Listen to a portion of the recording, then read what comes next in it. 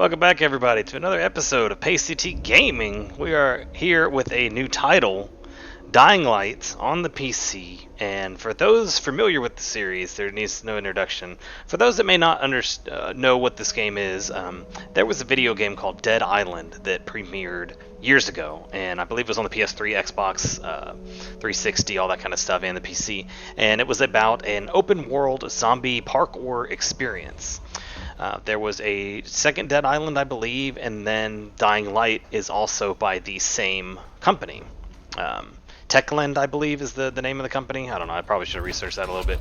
Anyways, Dying Light's the one that I played, and I thought it was pretty fun. There are some things in the game that are just, you know, like the movement is really exciting, and when you upgrade your character enough, you can end up getting this really badass grappling hook. And as games and game developers realize, grappling hooks just make games better, and this game is no exception. And as you can see, the fluid movements, so I can jump on this pile, and I don't get hurt when I jump on trash, even though that doesn't really make any sense physically. But hey, they put it in the game. You can, scale rocks and do all that kind of stuff, and go through windows and buildings. You can scavenge materials and items and weapons throughout the entire game. Like there's a tin can, it's a craft part. You can use it to upgrade your weapons. I kind of have some weapons right here, and they're a little more powerful than you would start off with the game. But I can show you a weapon that would be a very beginning game weapon, and it is a nailed plank. So we're gonna, what am I doing? We're gonna go ahead and equip this. Going to select it and trade it out for the, we'll say the Oriental Cleaver.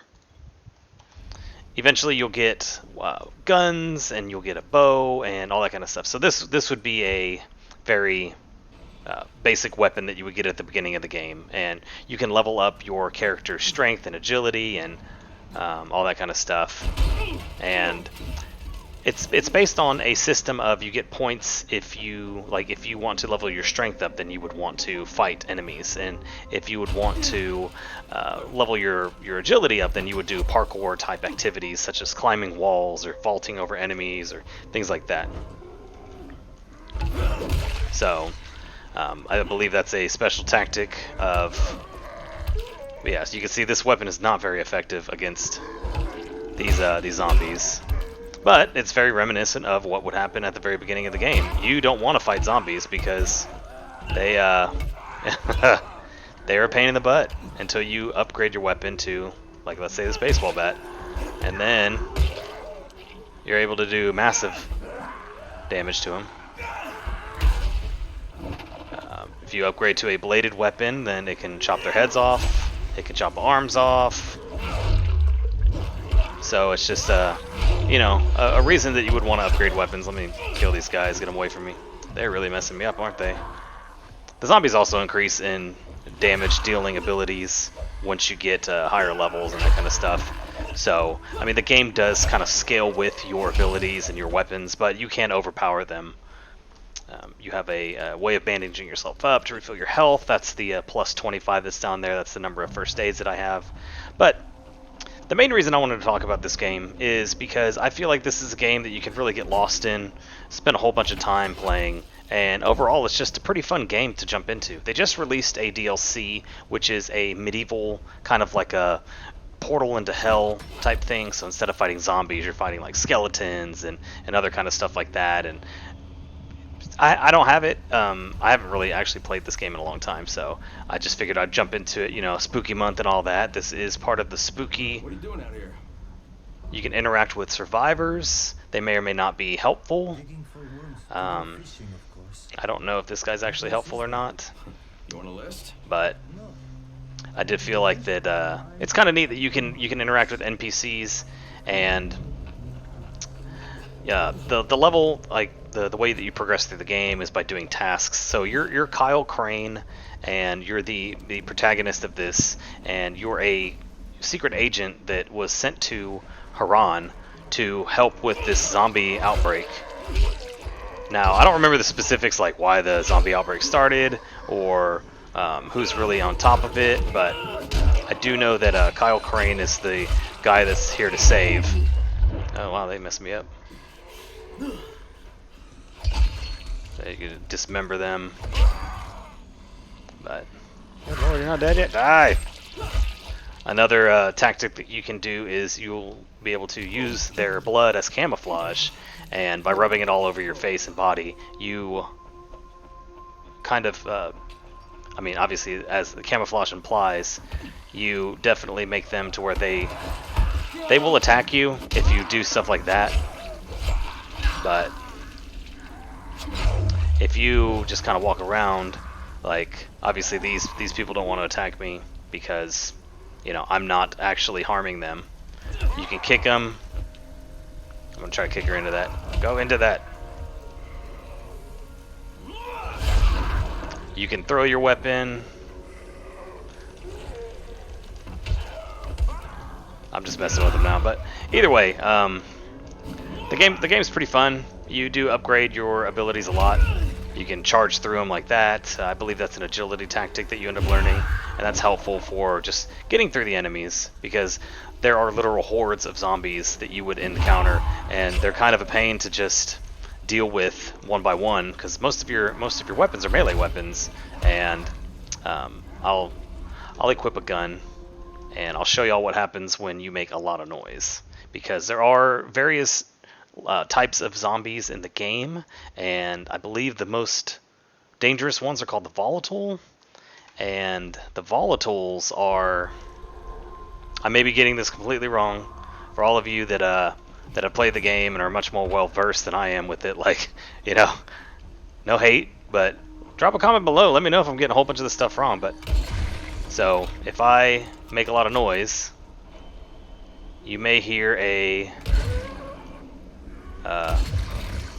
some screams in the background, and those screams are going to be that I've alerted some sprinter zombies that are super fast. They can climb extremely fast up walls, and so you're not really safe by getting on top of a building when those guys are chasing after you. Alright, so this guy was obviously alerted when I used the shotgun near him. Same with his wife, maybe, I don't know. Alright, so there's the screams. So what we're going to do is I'm going to go up here, and we're going to wait for them to follow me. If you hit Q, it kind of pings, so you can see this person right here. I'm sorry, this zombie. They want to crawl up and come find me. And those guys are very dangerous to get around. I mean, obviously there's a way for you to kind of cheese them, but I would say for the most part, when you don't have good weapons, or when you don't have weapons at all, or when you're not quite familiar with the way of running around the game and evading enemies, those dudes can be a pain in your butt, like for real, because they will follow you for a long time. And you know, if you're trying to get somewhere quick, then may not make it. There's a lock picking little mechanism in the game, and it's kind of similar to Skyrim. You see like I guess it's a paper clip, and yeah, it can break if you force it. If you get it correctly, then you'll get whatever items are inside the box, and there's various levels of difficulty, much like Skyrim, and sometimes you don't get anything good. The machete's pretty good. I mean, we don't need it. Well, I'm just messing around right now, but you know, that's a way of getting like upgraded weapons, items. You can get upgrades to your weapons that you can attach, and like for example, I don't think I have one equipped, but an upgrade would maybe have like a chemical influence that would poison the enemies, or it could have like an electrical component that would make them you know, go electrocuted, stuff like that. So you can activate a car alarms or UV traps and other traps like that, and what those will do is they will kind of confuse zombies so that they don't necessarily come after you, but they'll go after that instead. You have a drop kick, which is probably the best move in the game. It's your typical like Spartan kick.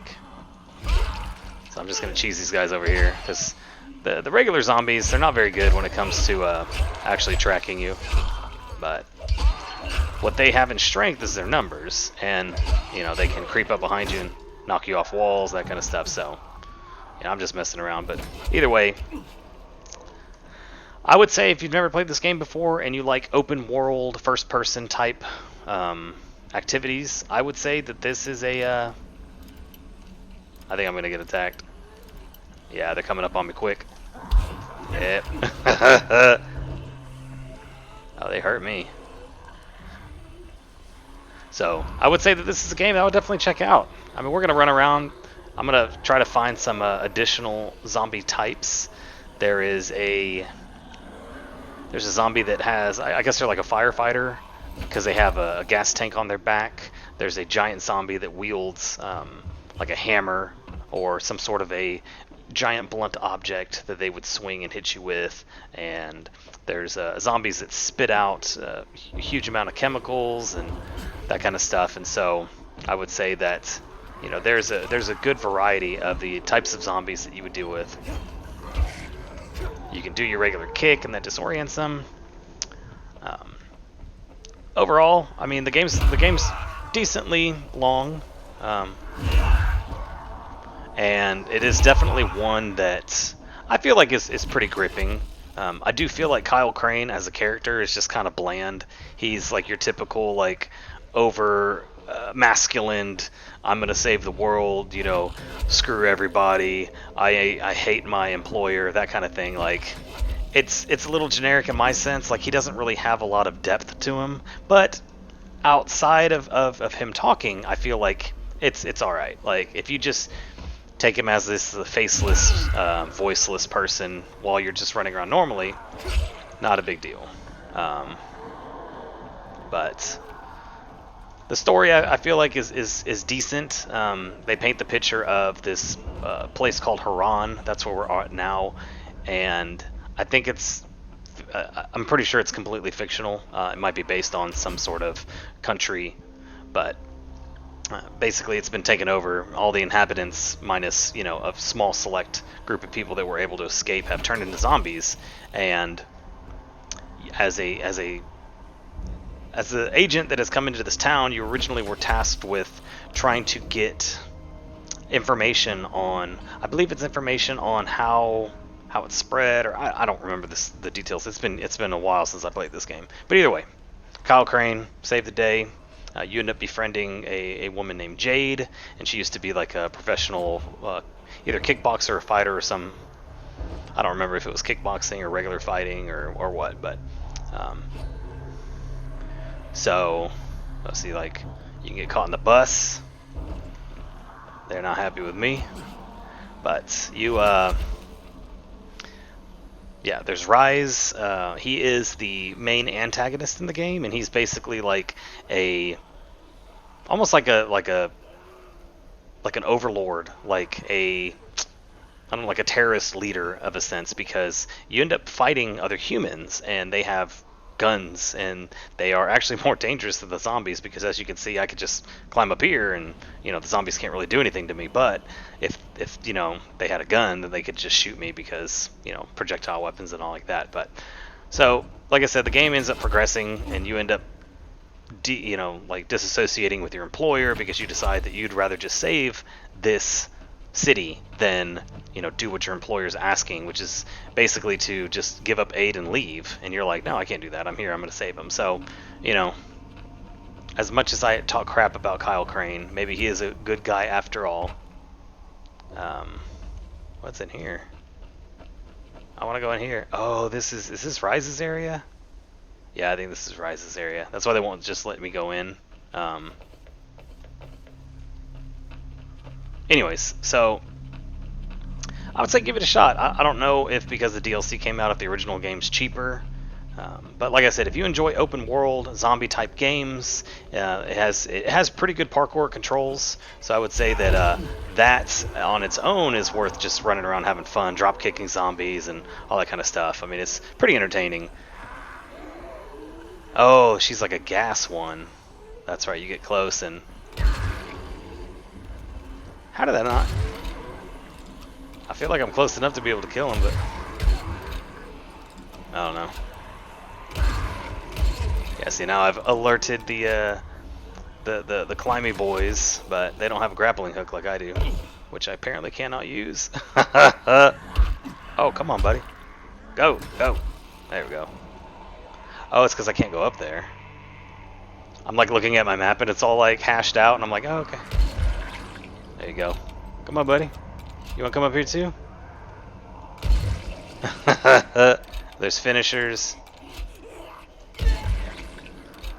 Yeah, the physics, the ragdoll physics are kind of fun, but I would say overall, I would definitely give this game a try, especially if it's on sale, especially if this is the type of games that you would have fun with. The open world aspect of it, like as far as the linearity, it's really not linear. Like, I would say that there's a whole lot of stuff that you can do that won't progress the story. But obviously, like, you can't continue to upgrade yourself fully unless you've progressed the story, that kind of thing. So,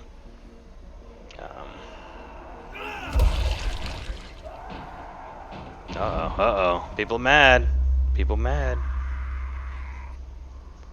So, overall, I would give this I would give it a try. I would definitely say that it's a fun game. It's definitely pretty spooky. There's a day and night cycle, and the night cycle is the one that makes the really tough enemies come out. So, we might be able to see that. Also, if you go inside a darkened place like this tunnel, you might see some spookier guys, but maybe not this time. I don't know if they're actually coming after me. We're gonna try to do this very hard lock picking. We're gonna see me fail.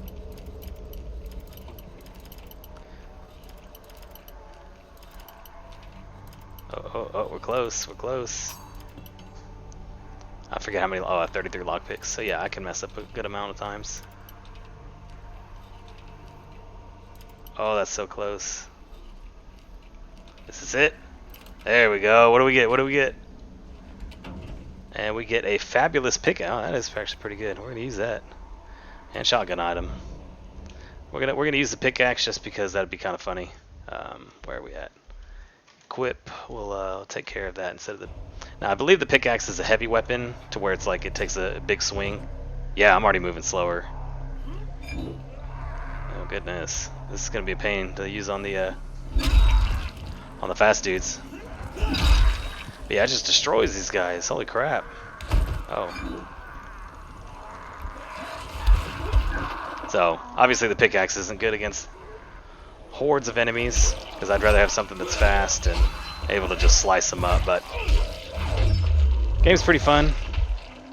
I'm going to go ahead and use the, after I get these guys away from me, I'm going to use the camouflage, and y'all see what that'll do. Unless I already used it. Maybe I already used it. See, now they instantly just don't care, and so this is great.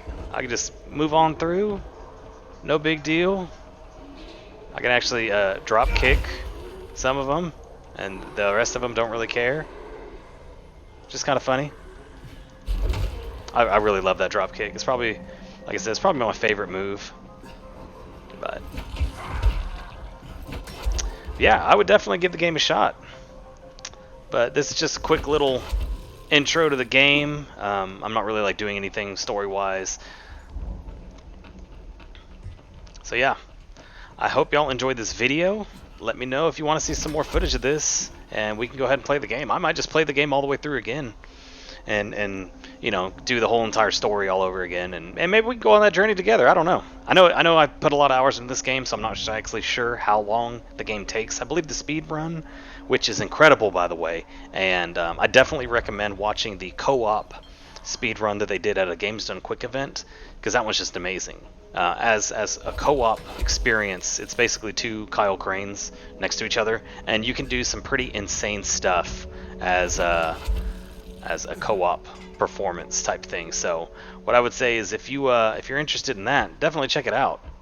Oh, but yeah, that's gonna do it for me. We're gonna go ahead and get to the safe zone. I'm gonna pop off a couple more shoddy shells, pop off more shoddy shells, just kind of make the good dudes angry. And yeah, we're gonna call it good. So I hope y'all enjoyed this gameplay. Kind of a little brief introduction to Dying Light, but continuing the spooky month scene.